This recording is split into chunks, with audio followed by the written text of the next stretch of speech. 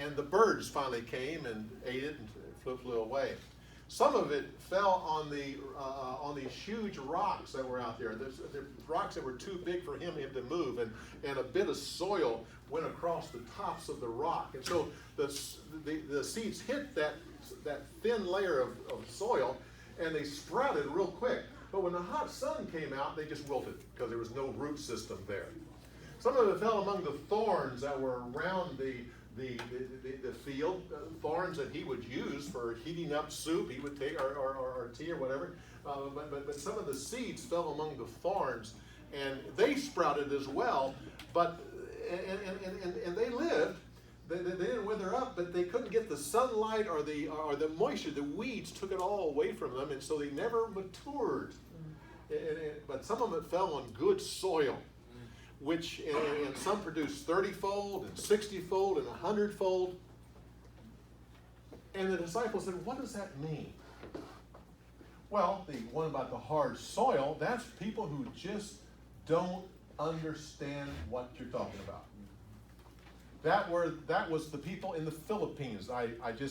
The missionary came in there, he gave them the 4 spiritual laws. They didn't have a clue what he was talking about. They just didn't know. Then the rock is where it doesn't have enough roots, and so when the trials of life come, they just wither. They can't withstand it.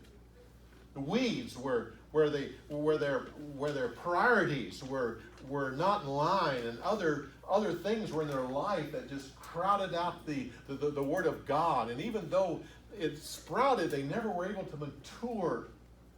And it was the good soil. Listen, churches around the world, rightly so, focus on the good soil. That's where you can reap.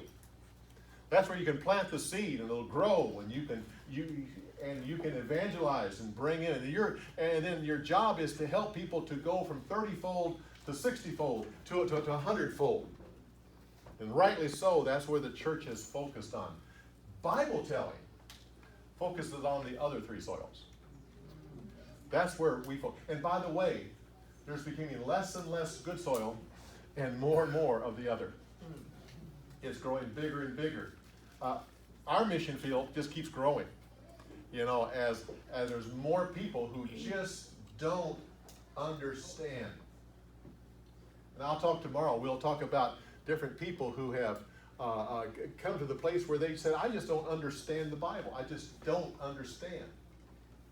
Or we have new Christians come in our church, and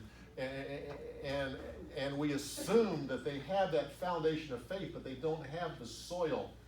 And so when the trials of life or when the other priorities crowd in, Bible telling works on those other soils. Now,